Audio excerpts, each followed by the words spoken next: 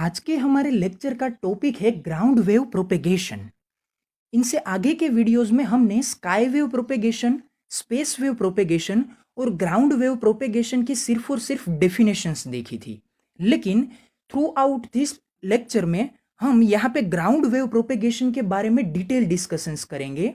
यहाँ पे हम बात करेंगे कि ग्राउंड वेव प्रोपेगेशन कौन सी फ्रीक्वेंसी के रेंज के साथ होता है और ग्राउंड वेव प्रोपेगेशन कौन कौन से एप्लीकेशंस में यूज होता है। साथ में हम ये भी देखेंगे कि ग्राउंड वेव प्रोपेगेशन के एडवांटेजेस और डिसएडवांटेजेस क्या है और अलग अलग फ्रीक्वेंसी यूज करने के कारण ग्राउंड वेव प्रोपेगेशन की एफिशिएंसी के ऊपर क्या क्या चेंज आता है।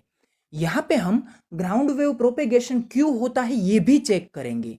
मतलब कि अगर किसी सिग्नल को हम अर्थ के सरफेस के नियर से होकर प्रोपेगेट करवाना चाहते हैं तो वो सिग्नल अर्थ की सरफेस के ऊपर एक इंड्यूस्ड सिग्नल प्रोड्यूस करता है और जिसके ही कारण ये जो हमारा रियल सिग्नल है, फंडामेंटल सिग्नल है, वो फंडामेंटल सिग्नल ट्रांसमिटिंग एंटेना से रिसीवर एंटेना तक पहुंचता है।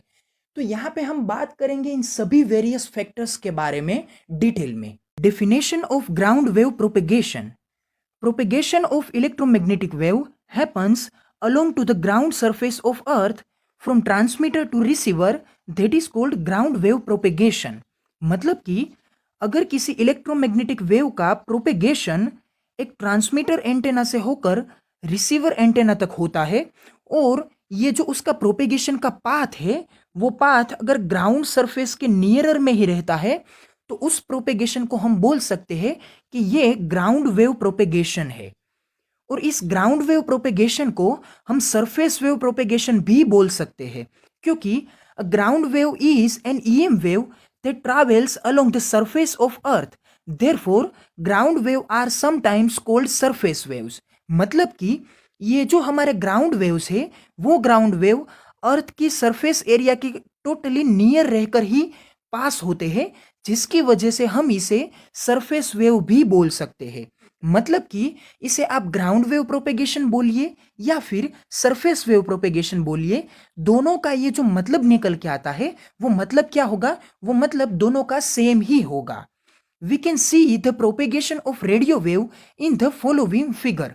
मतलब कि यहाँ पे ये जो आपका ट्रांसमिटिंग एंटेना है वो ट्रांसमिटिंग एंटेना एक सिग्नल को अपनी ओर से क्या करता है, ब्रॉडकास्ट करता है और ये सिग्नल रिसीविंग एंटेना तक पहुंचता है और ये जो उसका प्रोपेगेशन का पाथ है वो प्रोपेगेशन का पाथ टोटली अर्थ सरफेस की क्या है, एकदम नियरर है।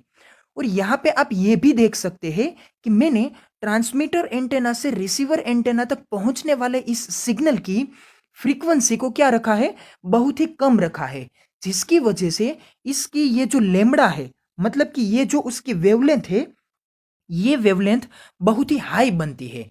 तो ये जो हाई वेवलेंथ रखने का कारण है वो कारण इसकी अर्थ सरफेस के नियर में आने वाले सभी ऑब्स्टेकल्स को हमें क्या करना है, पास ऑन करना है, जिसकी वजह से इस सिग्नल का ये जो स्केटरिंग होता है वो स्केटरिंग कम से कम हो और कम से कम स्केटरिंग के कारण इसका ये जो एनर्जी लॉस है वो एनर्जी लॉस भी क्या होता है, कम से कम होता है।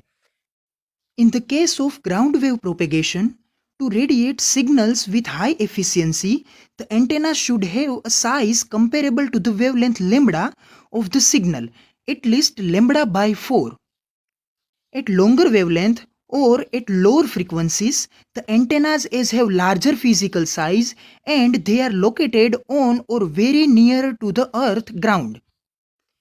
In standard AM broadcast, ground-based vertical towers are generally used as a transmitting antennas. For such antennas, ground has a strong influence on the propagation of the signal. The mode of propagation is called surface wave propagation, and the wave glides over the surface of the earth. A wave induced current in the ground over which it passes and it is attenuated as a result of absorption of energy by the earth's surface. The attenuation of surface waves increases very rapidly with increases in frequency. The maximum range of coverage depends on the transmitted power and frequency, less than a few